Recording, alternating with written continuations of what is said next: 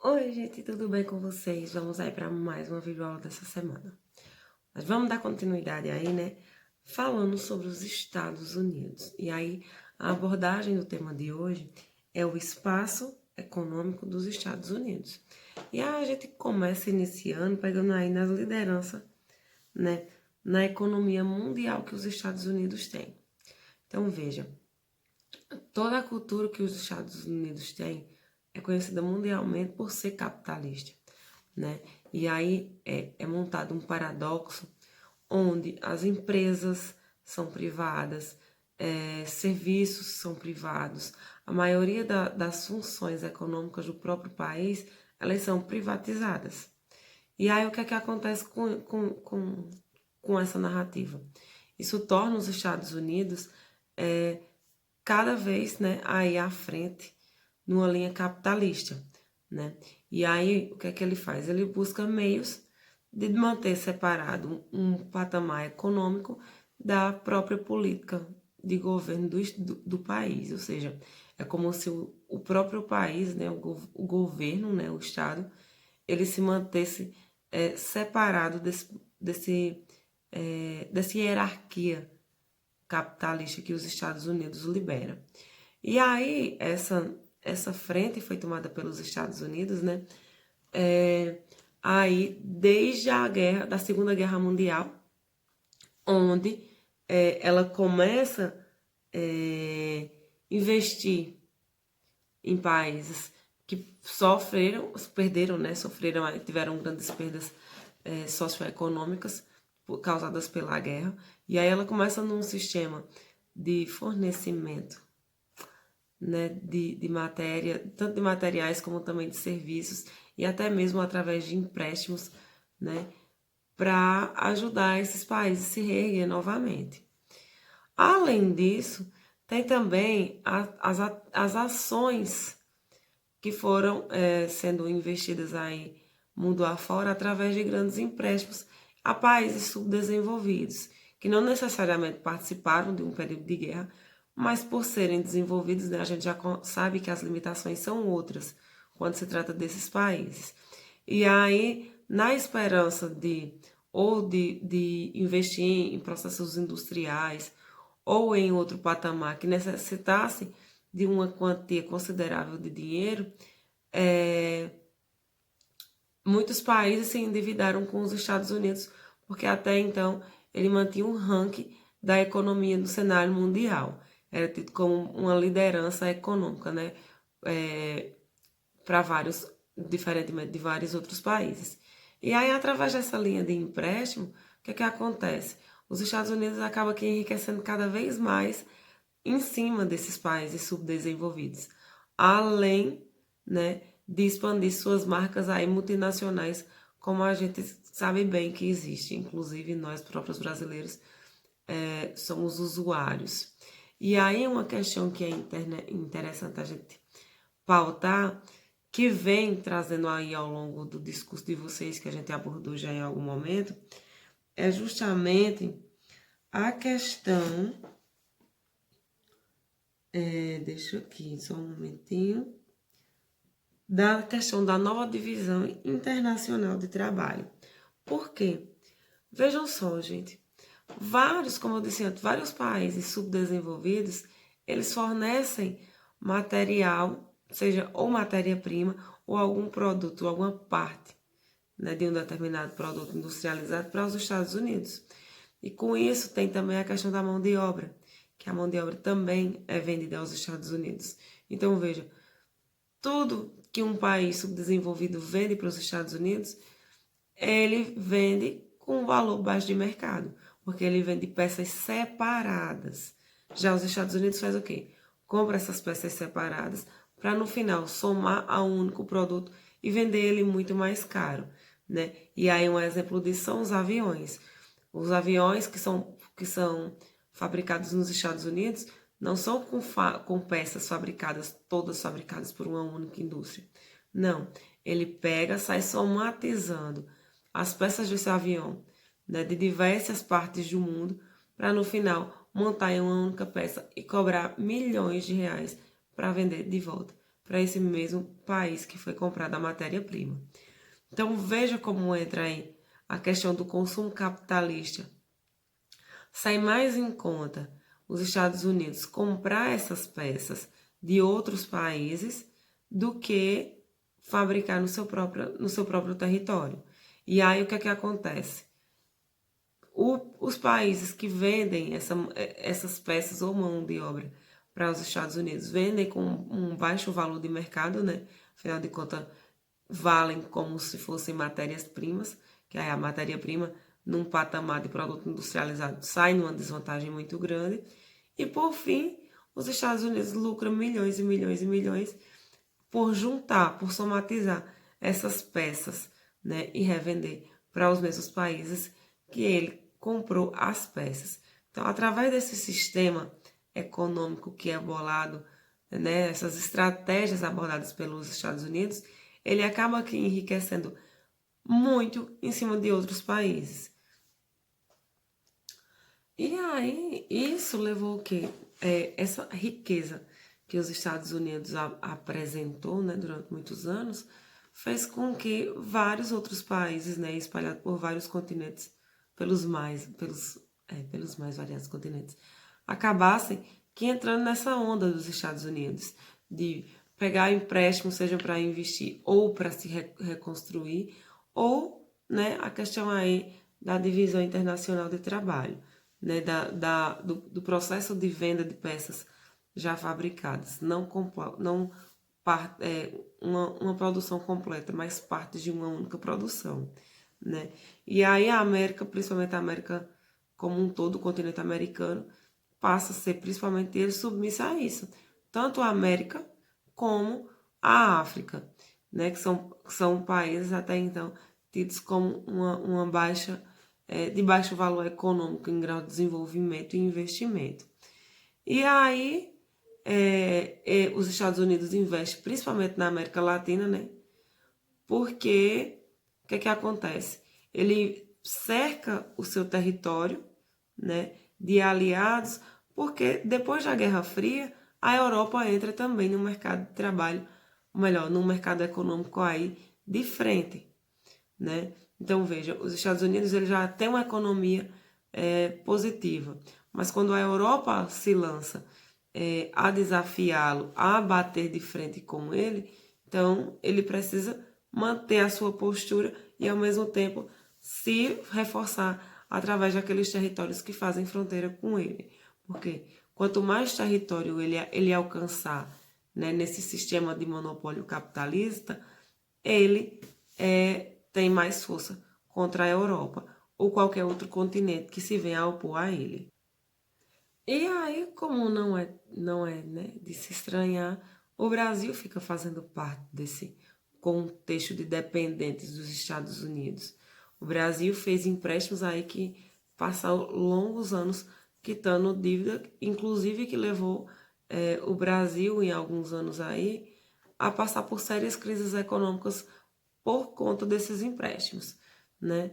Mas e aí, né, dando continuidade às rixas de governos capitalistas, né, de mundos capitalistas, os Estados Unidos ele ganha frente durante muitos anos, só que aí entrando na mesma linha de mercado, de mercadorias e economias, vem a China.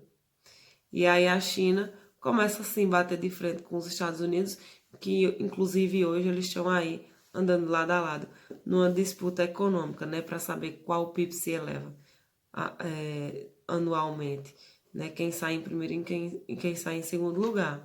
E a China, óbvio, teve abordagens diferentes, mas que conseguiu aí se elevar no padrão de vendas de produtos para vários países do mundo. Inclusive o Brasil sai perdendo nessa disputa entre eles dois, porque o Brasil fornece matéria-prima para os dois.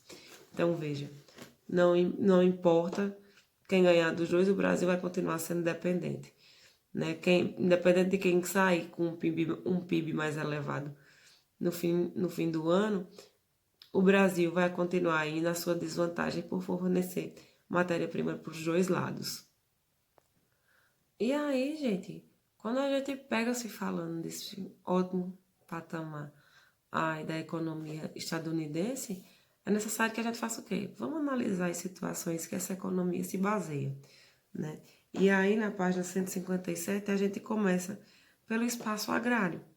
E aí, o que é que a gente descobre? Que os Estados Unidos têm relevos e climas, né? Aspectos naturais super favoráveis para o sistema de monocultura. Então, quando a gente fala aí da agricultura, a gente já sabe, inclusive, né, através desses dois fatores climáticos, que os Estados Unidos também têm força para trabalhar em cima da monocultura, né? E não é em vão que ele é um dos maiores produtores agrícolas aí de monoculturas, que tanto faz a questão de consumo interno como também a venda externa. E aí vejam só, tendo essas duas qualidades climáticas, né, mesmo tendo uma variação de relevo e de climas, obviamente, né, eles focam no melhor tipo de manejo para essas determinadas regiões. Então, veja, vai ter regiões que vão produzir alguns tipos de grãos, em outros vão partir para a questão da pecuária, seja leiteira ou para questões de mercado como um todo, né? Onde vai o leite, onde vai a própria carne do animal. Enfim, e aí eles acabam que se aprofundando muito nessas situações dos favorecimentos. E aí o que é que eles fazem? Sendo conhecedores dos tipos climáticos, né, dos aspectos naturais que são favoráveis para eles, eles pegam os seus meios tecnológicos, né, que aí no livro de vocês vem sendo abordados como a biotecnologia, né, e trabalham em cima dessas monoculturas para que seu lucro, para a sua produção ainda ser cada vez maior, né? E então, o que é que acontece? Tendo boas condições climáticas como investir na questão da biotecnologia, óbvio que o produto ele tende cada vez mais a deslanchar. E aí, tem uma prática em meio a esse sistema agrícola, ou melhor, agrário, chamado de protecionismo econômico. E o que isso vem a ser? O protecionismo econômico, minha gente, ele vem como uma liderança, um movimento de liderança, né, que visa dar prioridade a esse sistema agrário interno, né, no qual o próprio Estado começa a consumir seu próprio produto e aí acaba privando empresas que vendem esse mesmo produto de fora. Então é como se fosse assim, o protecionismo econômico ele funciona de que forma? A gente, já que as nossas terras estão produzindo muito, a gente produz, consome a nossa própria produção, assim como também vende para fora, e diminui a quantidade de produtos que são importados, né, que são trazidos de outros países. E aí, com isso, o que é que acontece? Ele lucra em cima da sua própria produção e diminui o lucro daqueles países que em outros tempos fornecia matéria-prima para eles. Então acaba que tendo uma desigualdade aí na questão econômica, né? Ou seja, gente, os Estados Unidos ele busca meios tanto de investir no seu território, mas como também de poupar gastos com qualquer outro país que venha fornecer para ele aquilo que ele é capaz de produzir. E aí, gente, quando a gente chega no espaço industrial, né, a gente já tem o quê? O reconhecimento que os Estados Unidos ele faz parte do G7, um dos 7 países mais desenvolvidos industrialmente, né? E aí o que é que acontece? Quando a gente analisa todo o território estadunidense, né, que inclusive aí na página 158 do livro de vocês traz um mapa, trazendo a montagem da arquitetura desses setores industriais, a gente vai ter duas áreas, como se a gente dividisse assim, por exemplo, norte e sul e leste e oeste, né? A gente vai ter duas regiões com grande desenvolvimento industrial, voltado para uma questão principalmente pela própria área, tem aí uma grande presença de recursos minerais, como carvão, minério e tal. E outra região que ela fica conhecida aí como a mais tardia, que é justamente uma das primeiras regiões que os Estados Unidos começam a alavancar no setor industrial, e isso é voltado aí para setores de informáticas. E aí o que é que acontece? Essas duas, vamos dizer, duas regiões que se dividem entre a atual e a antiga, elas têm suas diferenças.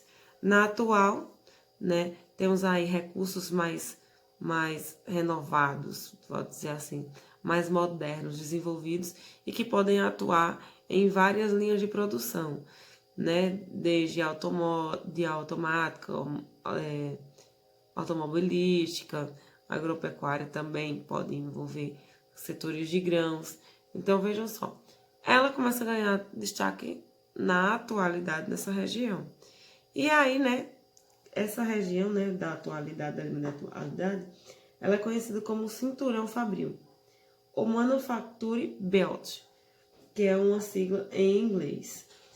Já a outra parte, né, uma das primeiras a atuar nos Estados Unidos, ela é conhecida como Sunbelt, Cinturão do Sol.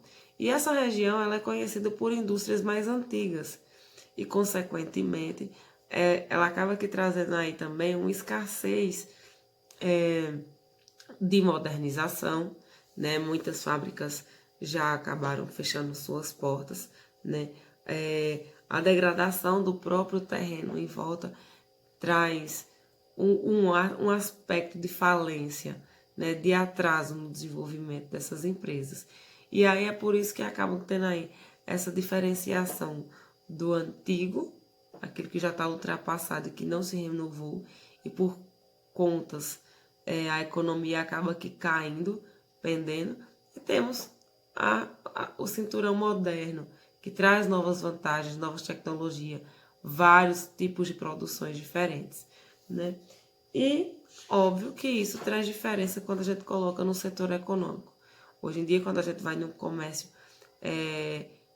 comprar qualquer peça que passe por um processo de industrialização, a gente sempre procura aquele mais moderno, mais atual, que consiga atender às demandas do nosso dia a dia, né? Aí um exemplo disso é um celular, ou qualquer outra peça que a gente possa estar usando nesse período de pandemia, voltada aí para internet, né? Questão de informática, nesse tipo. Tanto é que nesse mesmo período de quarentena, quando a gente começa com esse período de aulas online, o mercado voltado para a tecnologia, os preços começam a ganhar valores novos, né? Então, tipo, antes da pandemia, a gente comprava um computador, um notebook, por exemplo, mais ou menos, né? Não tão ruim, mas também não tão bom, por R$ 2.000, 2.500, dependendo de sua marca, né? Hoje em dia, o mais barato que você encontra, melhorzinho, é R$ 3.000. Então, tipo, dependendo da situação, da própria situação social, interfere também na média de preço desses produtos quando chega aí numa linha de mercado capitalista, certo? Isso aí, né, óbvio que a gente sente na pele nesse período. E aí, né, vendo, né, todo esse alancar que os Estados Unidos têm, a gente não pode parar, ou melhor, evitar falar aí nos impactos ambientais que todo esse avanço traz, né, que todo esse investimento agropecuário, ou melhor, agrário e tecnológico traz para o próprio país, assim como também os países que fazem parte dessa rede de comércio internacional com os Estados Unidos. Então, vejam, os Estados Unidos, assim como está na linha de frente do mercado consumidor, ou melhor, do mercado capitalista, ele também desarranca aí na questão do mercado consumidor, né? A população estadunidense é uma das populações que mais consome no mundo. E isso aí tem a sua variação. A questão do maior número de carros, né? tem também o maior número de consumo de aparelhos tecnológicos. Temos também poluentes, como as fábricas, já que lá existem fábricas tanto nos setores agrários como também industriais. E isso afeta diretamente o meio ambiente. E esse afeto, né? Essa perca que o meio ambiente tem não é unicamente ali no território estadunidense. Ela ganha outras margens porque outros países também fazem parte das mesmas linhas de consumo que os Estados Unidos têm. Então, veja, se você compra um produto estadunidense que é vendido em escala mundial, então a produção desse determinado produto, ele ganha aí um patamar mais elevado. É uma produção com maior quantidade e, consequentemente, mais poluentes são jogados aí na camada de ozônio e, consequentemente, atinge todo o nosso planeta. Então, somos afetados tanto indiretamente como também diretamente por esse consumismo que a gente desenvolve, né, aí no que diz respeito a produtos estadunidenses. E então, gente, por hoje a gente fica por aqui, espero que vocês tenham entendido. A gente tem a atividade da página 162, né? Respondam as atividades, ou melhor, as dúvidas que forem surgindo. Vocês podem ir me procurando, tá certo? E façam as atividades e me enviem por e-mail, tá bom? Um grande cheiro para vocês e até mais.